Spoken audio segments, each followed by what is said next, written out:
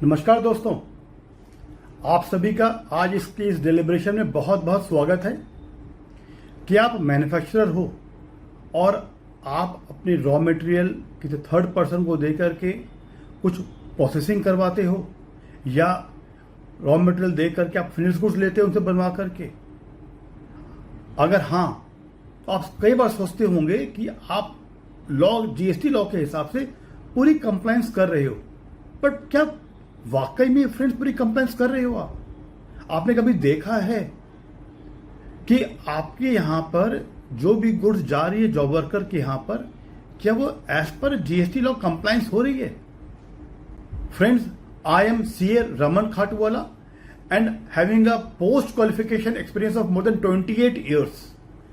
आज की यह वीडियो उन मैन्युफैक्चरर्स के लिए है जो रॉ मटेरियल अपने जॉब वर्कर को देते हैं कुछ प्रोसेसिंग करवाने के लिए, या फिर रॉ मटेरियल दे करके और फिनिश गुड्स परचेज करते हैं उनसे प्रोसेसिंग कराने के बाद में। तो फ्रेंड्स, मैं आपके सामने 4 इंपॉर्टेंट पॉइंट्स रखूंगा आज, जो शायद आपको एज अ प्रिंसिपल जो आप काम कर रहे हो जॉब वर्कर को गुड्स दे करके उस पे जो जीएसटी की कंप्लायंस है वो करने में पूरी आपको हेल्प करेगा।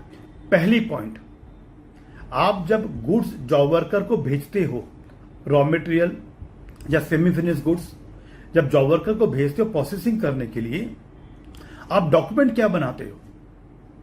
फ्रेंड्स, अमूमन हम लोग चालान बना देते हैं, परंतु क्या आपने ये नोटिस किया है कि जो चालान आप बना रहे हो वो चालान जीएसटी के रूल 55 के हिसाब से बनी है या नहीं बनी है? फ्रेंड्स, रूल 55 ने जीएसटी लॉ के अंदर में फॉर्मेट दिया है कि चालान में क्या क्या चीज होनी चाहिए। अगर आपकी चालान उस फॉर्मेट को कंप्लायंस नहीं करती है तो वो चालान इनवैलिड मानी जाएगी, और अगर चालान इनवैलिड है तो गुड्स अगर आपकी जा रही है आपके प्रेमिसेस से जॉब वर्कर के यहां पर, तो हो सकता है जीएसटी डिपार्टमेंट वाले रोड इंस्पेक्शन में पकड़ लें और सीज कर लें गुड्स को, पेनल्टी लगा दे आपके ऊपर में। तो आप ये जरूर इंश्योर करिएगा कि रूल 55 के हिसाब से जो हमें जीएसटी की कंप्लायंस करनी है चालान के फॉर्मेट के लिए, वो हम जरूर करें। ये होगी हमारी पहली पॉइंट। सेकेंड पॉइंट, फ्रेंड्स, जो आप गुड्स भेजते हैं जॉब वर्कर को, इसके लिए आप रिकॉर्ड्स क्या मेंटेन करते हो? फ्रेंड्स, आप कभी ये वॉच किया, आपने देखा है? फ्रेंड्स, जीएसटी लॉ के हिसाब से जो भी आप रॉ मटेरियल या सेमी फिनिश गुड्स या हो सकता है डाइज, मोल्ड्स या मशीनरी भी भेज रहे होंगे अगर आप जॉब वर्कर के यहां पर, तो इन सब की ना वापस बुलाने की एक पीरियड है। लॉ ये कहती है कि रॉ मटेरियल जो भेज रहे हो आप या सेमी फिनिश को जो भेज रहे हो आप, जिस दिन भेजोगे उसके 1 साल के अंदर अंदर में वो वापस आ जाने चाहिए आपके पास में। अब हमें ये रिकॉर्ड मेंटेन करना होगा कि हमने किस चालान नंबर के थ्रू, कौन सी एचएसएन कोड की आइटम, कितनी क्वांटिटी, कब भेजा हमने जॉब वर्कर को, और वहां पर से कितनी क्वांटिटी वापस आ रही है, कब वापस आ रही है। ये अगर आप पूरी रिकॉर्ड मेंटेन नहीं करोगे, चालान टू चालान की मैपिंग नहीं करोगे, तो आपको जीएसटी डिपार्टमेंट वाले कभी फ्यूचर में कभी भी उनकी ऑडिट होती है, इंस्पेक्शन होती है, सर्वे होती है, तो आपको वो दिक्कत कर सकते हैं। इसलिए आप ये इंश्योर करिएगा कि आपके यहां पर जो भी गुड्स जॉब वर्कर के यहां पर जा रही है और वो वापस आ रही है, तो उसके प्रॉपर रिकॉर्ड मेंटेन हो आपके।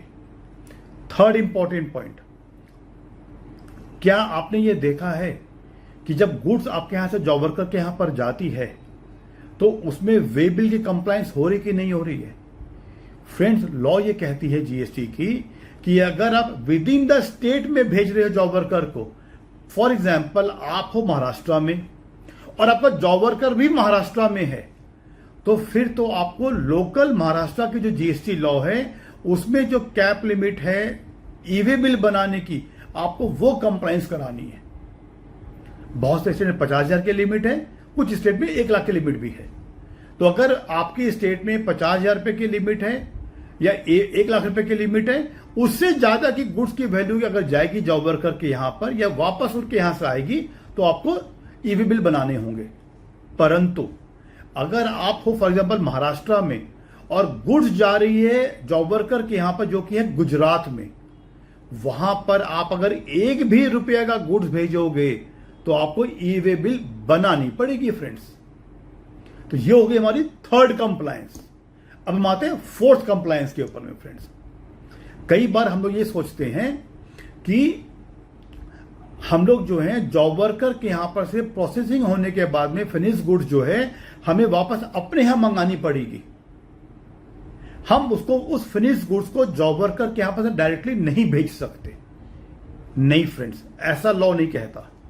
लॉ में यह अलाउड है कि अगर आपका जॉब वर्कर जीएसटी में रजिस्टर्ड है तो आप अपने फिनिश गुड्स को जॉब वर्कर के प्रेमिसेस से डायरेक्टली डिस्पैच कर सकते हो अपने कस्टमर के यहां पर भी। इंस्टेड की पहले आप अपने यहां मंगाओगे तो ट्रांसपोर्टेशन के लोडिंग अनलोडिंग खर्चे दोगे, फिर अपने यहां से भेजोगे आप कस्टमर के यहां पर, फिर खर्चे लगेंगे आपके। तो जो 2 बार खर्चे लगेंगे ट्रांसपोर्टेशन के, लोडिंग अनलोडिंग के, इससे बचने के लिए लॉ ने यह अलाउ किया है कि आप जॉब वर्कर के प्रेमिसेस से अपने कस्टमर के यहां पर फिनिश गुड्स को भेज सकते हो। अगर जॉब वर्कर रजिस्टर्ड नहीं है जीएसटी में, फिर लॉ ये कहता है कि आप जॉब वर्कर के प्रेमिसेस में रजिस्ट्रेशन ले लो जीएसटी का, और वहां पर से लेने के बाद में आप गुड्स को डिस्पैच कर दो कस्टमर के यहां पर। तो हमने 4 चीजें बात करी फ्रेंड्स। क्योंकि आप मेरी वीडियो देख रहे हो तो मैं एक एडिशनल पॉइंट्स और आपको सुनाता हूं। बहुत सी जगह हमने देखा है फ्रेंड्स कि लोग ना जॉब वर्क की रिटर्न फाइल नहीं करते। कुछ लोगों को तो पता भी नहीं कि रिटर्न कुछ होती भी है भला ये। फ्रेंड्स, आज के समय में लॉ ये कहती है कि आपको साल में 2 बार रिटर्न फाइल करनी है अगर आपकी टर्नओवर 5 करोड़ से ज्यादा की है। अगर आपकी टर्नओवर 5 करोड़ से कम की है तो साल में आपको 1 बार रिटर्न फाइल करनी है, यानी हाफ ईयरली या ईयरली, डिपेंडिंग आपकी टर्नओवर कितनी है उसके हिसाब से आपको जॉब वर्क की भी एक रिटर्न फाइल करनी है। उसका नंबर है ITC 04। तो ये 5 कंप्लायंस मैंने बताई फ्रेंड्स आपको, जो कि जीएसटी की करनी होगी आपको अगर आप जॉब वर्क के लिए काम करवाते हो। पहली, आपके चालान के फॉर्मेट। दूसरा, मैंने बताया आपको रिकॉर्ड्स प्रॉपर्ली मेंटेन करना। तीसरा, मैंने बताया आपको कि आप अपने कस्टमर के यहां पर डायरेक्टली डिस्पैच कर सकते हो गुड्स की अगर जॉब वर्कर आपका रजिस्टर्ड हो या आप रजिस्ट्रेशन ले लेते हो जॉब वर्कर के यहां पर। फोर्थ मैंने बताई ई वे बिल, और 5वां मैंने बताया आपको ITC 04। तो फ्रेंड्स, ये 5 कंप्लायंस आप करते हो तो जॉब वर्क के कंप्लायंस का पूरा आप कंप्लीट कर सकते हो और जीएसटी में आपको शांति मिल सकती है। होप करता हूं फ्रेंड्स कि आपको इस वीडियो से फायदा मिलेगा और आपको जीएसटी कंप्लायंस करने में हेल्प मिलेगी। थैंक यू फ्रेंड्स, धन्यवाद आप सभी का।